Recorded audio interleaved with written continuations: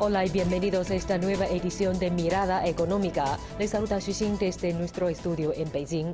El año 2022 marca el 50 aniversario del establecimiento de las relaciones diplomáticas entre México y China. Después de 5 décadas de cooperaciones económicas y comerciales incesantes, el nivel de desarrollo y colaboración entre ambos países en estos campos ha optimizado su calidad y ha alcanzado nuevos máximos. México y China buscan ahora, con vistas a los próximos 50 años o incluso más allá de este periodo, fortalecer aún más los intercambios bilaterales en un amplio abanico de sectores económicos. El objetivo es lograr un beneficio mutuo y un desarrollo sostenible para ambos países, a medida que el país latinoamericano acapara un mayor protagonismo en el desarrollo de negocios a nivel global. Para conocer más a fondo sobre este tema, en el programa de hoy conversaremos con Amapora Grijalva, presidenta de la Cámara de Comercio y Tecnología México-China. Veamos.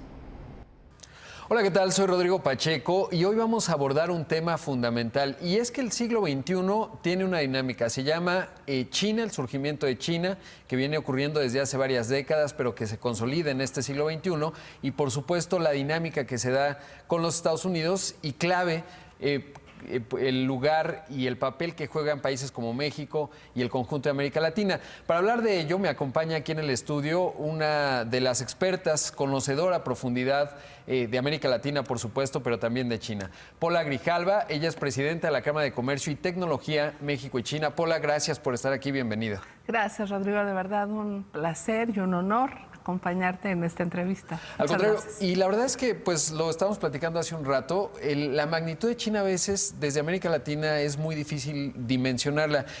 La oportunidad que tuve de estar en China, me acuerdo que me llamaba la atención pues dos datos. Uno, es el país en la historia de la humanidad que más ha sacado personas de la pobreza, es un país que está creciendo muchísimo. Y tener la concepción desde el punto de vista de lo que significa ese, te diría, continente, por lo menos desde el punto de vista conceptual, porque cuando yo pensaba en Xi Jinping, el presidente, y lo que implica gobernar una nación de casi 1.400 millones de habitantes, con muchas regiones, una extensión geográfica, 9 millones de kilómetros cuadrados, pues ahí empieza uno a dimensionar. Es como si tuviésemos un presidente para todo el continente americano, incluyendo Canadá, Estados Unidos, Argentina, Brasil, México, Chile, Colombia, todos en un solo país, con un solo liderazgo, y eso habla de lo formidable que es China y lo que tenemos que concebir, digamos, desde América Latina, que a veces parecería que está lejos, pero que pues está muy presente en los negocios. Pues América Latina no solamente es un jugador esencial en el continente, sino que además en realidad es la zona de desarrollo potencial más importante que existe en esta región del mundo. Y en el concierto de esas naciones, México es el líder, sin duda, porque es el país más industrializado de América Latina, pero además tiene un rol esencial. Es el segundo socio comercial del mercado número 1 del mundo hoy. Y eso nos ha puesto en una condición de aprender cómo navegar por estos ríos de la competitividad, de sostener nuestras cadenas productivas, pero sobre todo de ser muy ambiciosos en este rol que nos toca en términos geográficos, en términos geopolíticos, pero también en términos geoeconómicos, que es ser este puente entre esta región tan desarrollada del mundo, que es América del Norte, con el resto del continente. Ese rol también, por supuesto, es muy importante cuando queremos entender cómo se hace ese triángulo virtuoso de generación de valor, que es el vínculo entre Asia, Estados Unidos y México. El resto de los países de América Latina han tenido una historia muy singular en sus vínculos con China. Se han acelerado, han crecido. Los principales socios comerciales que tiene China en el subcontinente pues son Perú y Chile, con quien tiene tratados. Costa Rica también, con una actividad muy interesante, pero Brasil, por ejemplo, con quien no tiene tratado, pues ha aumentado sus vínculos y exportaciones a China de una manera increíble. Creo que tenemos mucho que aprender de esas experiencias para potenciar lo que México puede hacer con China. Y Argentina también, tengo entendido, exporta obviamente mucho grano, ¿no? Tanto Brasil soya, me parece, Argentina granos, y eso los vincula mucho a China. Recuerdo mucho cuando el ritmo de crecimiento de China bajó un poco en el contexto crisis 2008-2009, pues ahí empezó la recesión en Brasil, ¿no? En tiempos de Dilma Rousseff, digamos muy vinculados a lo que exportan hacia China. Sí, tienes toda la razón. Argentina es, sin duda, un granero muy importante, un exportador de cárnicos muy relevante, y su relación con China también se ha potenciado muchísimo en estos, digamos, última década.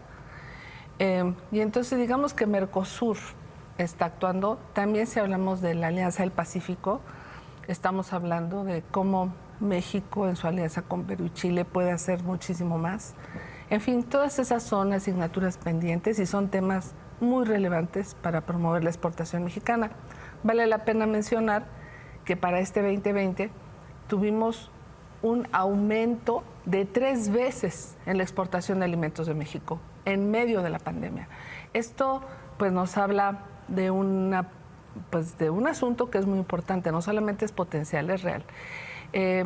Las exportaciones de México a China crecieron 12% en 2020.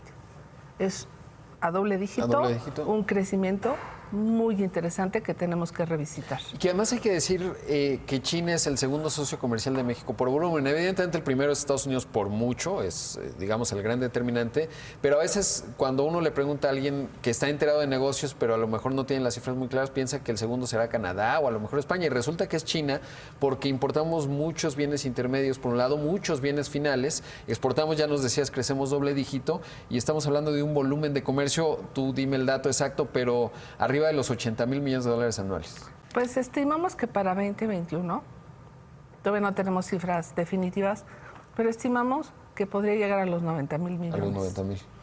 De esos, más o menos, el 85% son importaciones, el 15% son exportaciones. Eso es un motivo de fricción constante. Sin embargo, hay que entender qué es lo que estamos importando. Claro. Cuando tú ves los principales 10 productos que importa México, pues están partes, componentes y equipos. Muy importante decir que importamos una gran cantidad de maquinaria.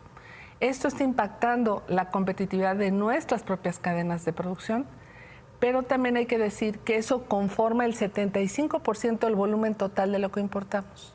Y solo el 15% o el 25% está conformado de bienes de consumo, ¿no? Entonces, entender también que muchos de estos insumos críticos son importantísimos para que México siga compitiendo en el exterior.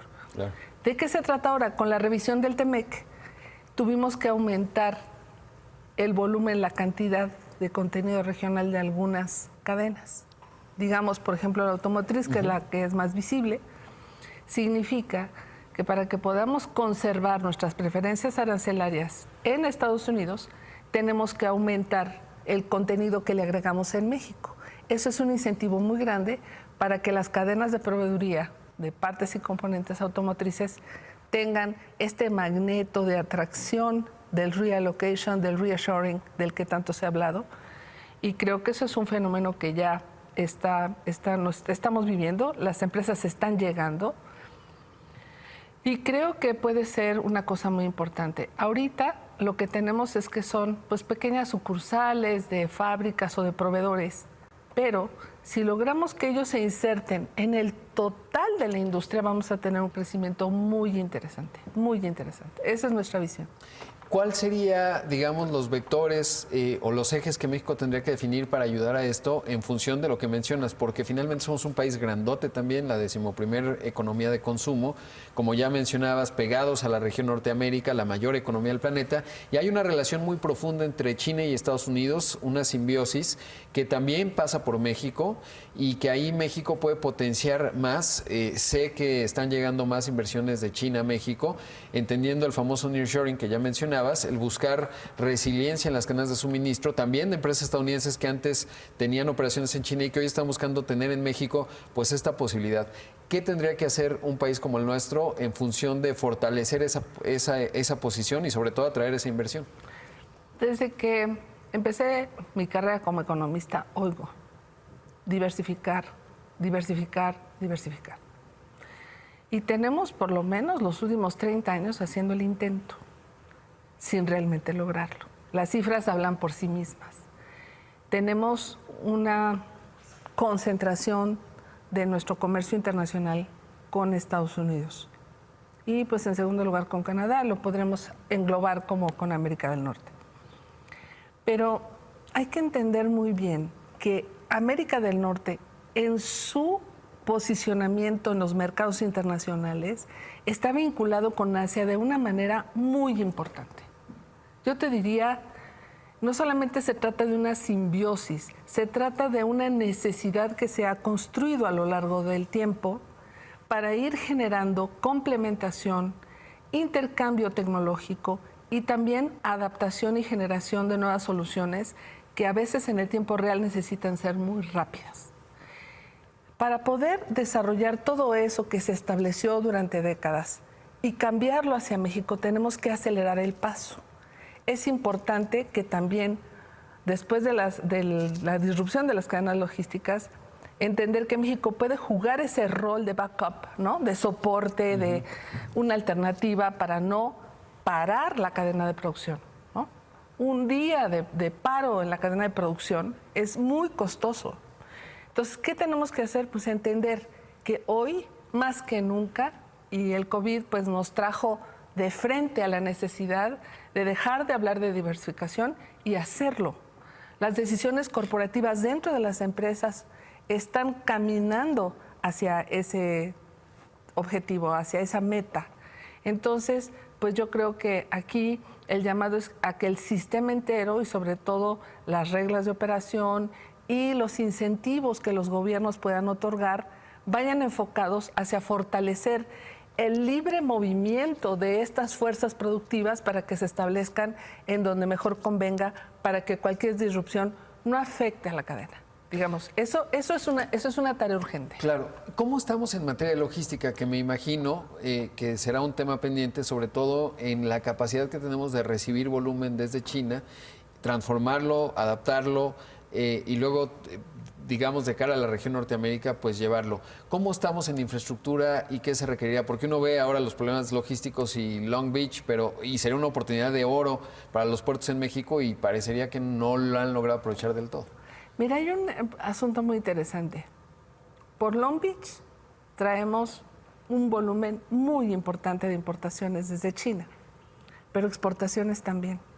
Entonces, cuando tú ves los registros de import-export desde China, siempre hay diferencias con el reporte de México, porque estamos otra vez triangulando por infraestructura.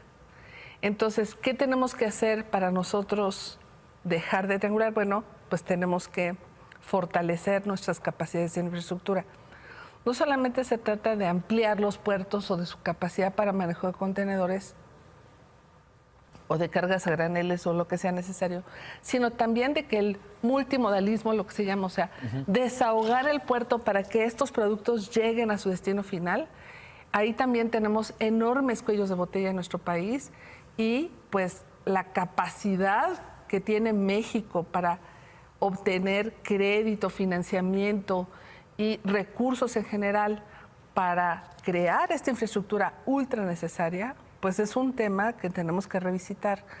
Por eso estamos organizando este Foro México-China 2022, Recovery in Action, donde queremos revisar todas estas cosas de las que ya hemos platicado y otras más. Son un total de 17 sesiones con más de 70 expertos, todos trabajando dentro de este vínculo México-China, tanto funcionarios como académicos, pero sobre todo los empresarios que están en todos estos aspectos, desde la cadena logística, la banca y el financiamiento. Hablemos de Smart Cities, hablemos de esta zona importantísima que se llama la Iniciativa de la Gran Bahía, que tiene su corazón en Shenzhen y que es una apuesta que está haciendo China para basar su desarrollo en la creación de tecnología. China hoy es el principal creador de patentes del planeta, con más de 60,000 al año, según las cifras de la Organización Mundial de la Propiedad Industrial. Y eso pone a México en una condición de buscar mayor intercambio, mayor interlocución, pero sobre todo mayores condiciones para que nuestras empresas puedan asociarse, vincularse y obtener también producto de este conocimiento para aumentar nuestra competitividad. Son temas muy interesantes, se hacen en el marco del 50 aniversario de las relaciones diplomáticas entre México y China y será en el Senado de la República. Este esfuerzo lo estamos haciendo en coordinación y con el apoyo de mi amiga, la senadora Cora Cecilia Pinedo, presidenta de la Comisión Asia-Pacífico del Senado. Creo que el esfuerzo que se hace para poder hablar de China es no solamente un esfuerzo para conectar y ayudar a las personas a que entiendan un poquito mejor cuáles son las oportunidades y dónde están, sino también que la gente obtenga, y quienes nos acompañen, por supuesto mi invitación para ti, Rodrigo, desde ya, que también tengamos fuentes correctas, fuentes fidedignas de información. Queremos educar, sí, informar, sí, pero también desmitificar. Claro, porque justamente hay muchos mitos y eso te quiero preguntar. ¿Cuál es la dimensión diplomática que hay en estos 50 años de relación México-China? Y sobre todo, incluyo también al resto de América Latina, porque han sido varias fases, varios momentos. ¿Cómo ha sido esa relación? De repente recuerdo la visita en 2013 y hay desarreglos, de repente podríamos parecer para los chinos poco serios, etcétera. ¿Cómo ha sido esa dimensión diplomática? Pues mira, yo creo que el balance al final es positivo. Hemos pasado, sí, por muchos momentos de pues subir y luego pues un poquito a lo mejor en un estancamiento de la relación o en una plataforma, digamos, donde no se mueve, pero yo diría que la última década sobre todo ha sido de aceleración.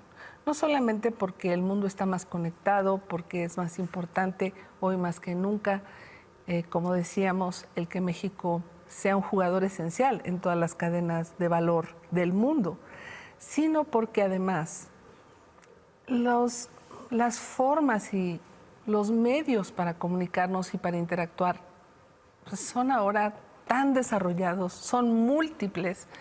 Y cuando vino Xi Jinping en 2013, el presidente Xi Jinping, se firmó un acuerdo que se llama la Alianza Estratégica Integral, de forma que se eleva el nivel de la relación a ese nivel. Y a partir de ahí se han construido múltiples mecanismos de interacción a nivel gubernamental y a nivel empresarial, ¿no? Entonces, eso hace que en estos mecanismos de interlocución haya un intercambio continuo entre los gobiernos de ambos países para ir alineando y resolviendo los diferendos, los desacuerdos, temas de barreras técnicas para la entrada al mercado chino, temas a lo mejor de pues no entender con claridad cuáles son las implicaciones de los cambios regulatorios. En fin, creo que todos estos temas al final afectan cómo se hacen los negocios. Pero también tenemos intercambios culturales, intercambios turísticos, intercambios que son fundamentales, que son académicos, de think tanks, en fin. Creo que todo eso se ha ido perfeccionando, se ha ido diversificando y hoy pues tenemos centros de estudios México-China en varios estados de la República y tenemos también pues el deseo de que volvamos a tener estos 10 vuelos directos que teníamos con China. Ahora con COVID pues casi todos se han cerrado para pasajeros, pero sí necesitamos tener este contacto directo y aumentar nuestra capacidad de atracción de turismo. ¿Por qué es importante esto? Realmente México necesita ser conocido en China. Necesitamos ampliar nuestra capacidad de penetración en los anaqueles, sí, pero también a partir de que el consumidor chino entienda qué es lo que México ofrece, nuestros colores, nuestros sabores, nuestras profundas raíces culturales, que yo estoy convencida que es la mejor manera de conectar con una cultura tan profunda y tan antigua como China. Sí, es una civilización verdaderamente, pero además con la que tenemos puntos de contacto históricos. No está la Nao de China, digamos que marca esa vocación geográfica que es histórica y que de ahí podemos abrevar, digamos, en construir la relación. Pero además también el consumidor, yo entendería a China como muchos países, sí, porque prácticamente una ciudad, Hangzhou, es muy distinta que Shanghai, que Beijing. Y a veces cuando se discute desde México, ay, deberíamos ir a China, se le ve como un solo bloque. Y es como si dijeras, me gustaría conquistar al continente americano. No, primero tienes que ver dónde, qué características, y a partir de ahí ese es el marco de referencia con el que puedes empezar a explorar, digamos, una civilización con códigos distintos, pero también con un apetito de consumo muy, muy sofisticado. ¿Cuál dirías tú que es el primer paso que cuando alguien piensa en China como mercado de exportación o como, digamos, lugar para llevar un concepto y desarrollar un negocio, cuál es el marco de referencia que tiene que tener un empresario? Pues mira, hay 3 cosas que yo invitaría a quienes nos escuchan a considerar. Número 1, China es un territorio diverso, sí, pero también tiene una estructura económica e industrial que está planificada. Entonces, si tú quieres hablar de muebles, vas a un lugar. Si hablas de electrónica, vas a otro. Si hablas de cárnicos y la cadena de distribución de alimentos, vas a otro, etc. Sí hay un nivel de especialización, digamos, y eso hay que irlo conociendo y entendiendo, pues yendo a China, ¿verdad? Claro, sí. Entonces, sí necesitamos hacer la tarea de ir, conocer para ir penetrando. Y también es muy importante decir lo contrario, es decir, que los socios chinos también conozcan nuestro país. La mayoría de ellos se sorprenden cuando ven la riqueza cultural y la riqueza ambiental y la riqueza en términos de nuestra capacidad de adaptación al cambio. Creo que eso es algo que hemos aprendido de nuestro vínculo histórico con Estados Unidos y Canadá. Y el que tengamos niveles de desarrollo tan importantes en nuestra producción de bienes es algo que a ellos les impacta. Un tercer punto es, desde mi muy humilde, ¿verdad? Pero pues ya un poco antiguo punto de vista, ¿no? Te podría decir que hay 2 elementos que las personas de negocios tenemos que entender, y quiero concentrarme en eso porque pues tu servidora trabaja en ese ámbito, de cómo hacer el vínculo con China. Punto número 1, las formas de los empresarios chinos, sus conceptos de vida, su filosofía, su forma de hacer negocios es completamente diferente a la de otros jugadores con los que México tiene un vínculo continuo. Entonces, tenemos que hacer la tarea de conocer un poquito más estas diferencias para poder ajustar nuestras estrategias de acercamiento, de promoción y de penetración. ¿Dirías que es que todo achatar las curvas de aprendizaje, ¿no? Porque esto que mencionabas, las áreas de especialización que tiene China geográficamente hablando, pues ya de entrada en contacto con ustedes, pues ustedes ya tienen esa visibilidad, ¿no? En vez de partir absolutamente de cero de búsquedas de Internet, que además también es otro componente, ¿no? La esfera de información es distinta, en tanto China tiene un Internet pues muy diferenciado. Muchas de las plataformas de comunicación pues están replicadas, pero totalmente en chino. Cuando tuve la oportunidad de estar allá, me acuerdo que renté un chip para tener contacto allá, y pues resulta que los mapas estaban en chino. Aunque tenía el mapa, no entendía absolutamente nada, y era importante porque pues se convierte en digamos, en un mundo paralelo en términos de Internet, y eso hay que entenderlo. No se trata solo de la herramienta tecnológica, sino el conocimiento y la interpretación de la misma, y creo que ahí también hay una clave bien importante, en donde agrega mucho valor entidades como la que tú encabezas, y sobre todo, bueno, pues para profundizar. Ahora, viendo América Latina, ¿cómo la observas? Es decir, la oportunidad que tiene México también, dada nuestra posición geográfica, la afinidad con el lenguaje, y sobre todo en dónde están el resto de los países, de convertirse en ese puente, y directamente de lo que están haciendo países como Perú, que ya mencionabas, como Chile. Pondría ahí también Colombia, que sé que tiene un volumen comercial importante con China también. Pues toda América Latina, digamos, ¿cuál es la visibilidad que tienes? Pues mira, yo creo que la cooperación, ¿no? Sí, con Colombia, con Argentina, con Brasil, Chile, Perú. Incluso te diría, tenemos vínculos con Ecuador muy interesantes, con Centroamérica. Creo que al final todos estos vínculos pueden ser muy útiles para ofrecer nuestra ayuda a quienes llegan de China. Hay muchas industrias que se han establecido en México que siempre están pensando que desde aquí pueden acceder a este mercado, ¿no? Ahí tienes el caso de Huawei, el caso de Hisense, están llegando automotrices que tienen esta misma visión. Sí, no solamente se trata de ayudarlos con el idioma, sino también entender que desde México, como tenemos tratados y acuerdos comerciales que nos dan preferencias, cualquier producto que se logre integrar en México y que cumpla las reglas de origen, pues podrá tener también, ¿no?, facilitación, cumplimiento de una serie de barreras técnicas, o que dejen de ser barreras técnicas, quiero decir, de normas técnicas que nos ayuden a penetrar de una manera muchísimo más amigable que si se trata de hacer directamente desde Asia. También creo que es importante decir que México tiene que fortalecer su encadenamiento con América Latina, ¿no?, en la medida que también el reshoring está empujando a que México voltee hacia el sur, ¿no? Claro. Entonces, aumentar nuestra conectividad en términos de logística, es decir, no solamente las frecuencias de los barcos y cómo conectamos los trenes, quiero decir, realmente saber y conocer cómo están integradas esas cadenas logísticas en América Latina para ser este socio perfecto para los jugadores de Asia. No solamente es China, hay que decir esto también de manera muy importante. China está conectado con ASEAN, con todos los países de Asia.